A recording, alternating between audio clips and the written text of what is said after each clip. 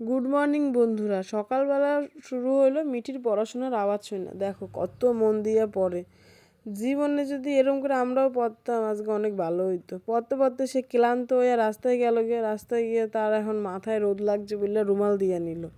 রুমাল দেওয়ার পর তার আবার ফোন দেখতে ইচ্ছে হইলো, কারণ তার পাপা রয়েছে না, তাই ফোন দেওয়ার জন্য ঘরে আসেন। এবার কার্টুন দেখবো, কার্টুন দেখে আবার খেলতে গেল গিয়ে ছোটো কাকার কাছে। ছোটো কাকা এলো, মিঠি খেলবি না? তারপরে এইখানে তো আমি চলে গেলাম আলু ভাজা করার জন্য, কারণ সকালবেলা টিফিন খাইতে হবে, তাই রুটি আর আলু ভাজা করা হয়েছিল। আলু ভাজাটা ভালোই রান্না করছি আমি। তারপরে সবজিওয়ালা আইছিল, মা গেল গিয়ে সবজি নিতে, আর আমি আর গেলাম একটুখানি দেখতে কি কি সবজি আছে। ভালোই সবজি রাখে দাদার কাছে।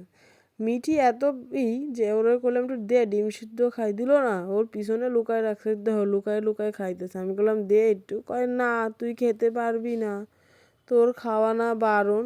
আমি কি আমার বারণ না, তুই দে। কয় কি না, কয় একটু জল খেয়ে নি দাঁড়া। তো জল খাওয়াবে তো আমার আবার ডাকলো, ঘুমায় পড়ছিলাম আমি। ডাকার পর কইতেছে এবি দেখ, আবার জিভ ব্যাঙাইলো, একটু উলু উলু দিল। ওরে দেখতে দেখতে আমি আবার রেডি হয়ে গেলাম, বিকালবেলা বাজারে যাবো। মা এই জায়গা ব্যাংকে আইছিল টাকা তুলতে, অনেক টাকা তুলছে। দিদির দোকানে গিয়ে দেখলাম ভালো ভালো কালেকশন আছে, আর কালেকশন দেখে কি করুম, মনে বড় ব্যথা, পকেটে নাই টাকা। জিনিস দেখেও তো লাভ নাই, শুধু দেখেই যাই কি সুন্দর সুন্দর কুর্তিগুলি আনছে। এরা দেখে মনে কষ্ট নিয়ে একটুখানি বোনের সাথে ঢং করে সেলফি তুলে নিলাম। আবার পাশের দোকানে দিদি ছিল, কসমেটিক্স দোকানে, কারণ দিদি দুইখানা দোকান, একটা জামা কাপড় একটা কসমেটিক্স। তো দিদি কইতেছে বেচা কেনা নাই, যদি তোর ব্লগ দেখে কেউ আসে তাহলে খুব ভালো হয়, কারণ শীতের মধ্যে কাস্টমার বাজারে যায় না।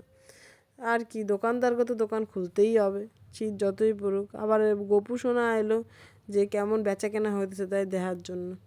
এই দেখতে দেখতে পাশের দোকানে গিয়ে মার জন্য একটা সোয়েটার কিনলাম। সোয়েটারটা কেমন হয়েছে বন্ধুরা জানেও। একটা জুতা কিনলাম, জুতাটা কেমন হয়েছে জানাইও তোমরা সবাই। বাজার হয়ে যাওয়ার পর, বাজারে কি যেন একটা হইতেছিল মিটিং ফিটিং, তারপরে এনে জিনিসপত্র নিয়ে বাড়ি গেলাম। বান্ধবীরে ফোন করে কইলাম চা খাওয়াবি? ও কইলো হ্যাঁ ঠিক আছে। তারপর দুধ নিতে গেল গিয়ে দোকানে, পাশে বলে হাট বসে।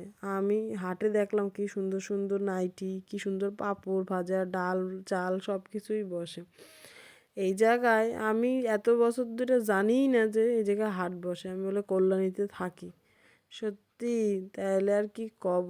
এই জায়গায় বাচ্চাকে জামাগুলি দাও কি সুন্দর, হুডিটাও বেশ ভালো লাগতেছে। তারপরে বান্ধবী দেখলাম চা করলো, চা দিল, চা আর চাল ভাজা দিছে, ভালোই লাগলো। খায়া দেয়া কখন 10:30 বাজে গেছে বুঝি নেই। তো রাত্রিবেলা দুইজন ভূতের মতন যাইতেছিলাম, কারণ রাস্তা ফাঁকা। তো বাড়ি এসে দেখলাম অবাক, আমার পিসি আইছে, কোনো ফোন না কিছু না। এইভাবে পুরো দিনটা কাটালাম। টাটা বাই বাই, কাল দেখা একটা নতুন ভিডিওর সাথে।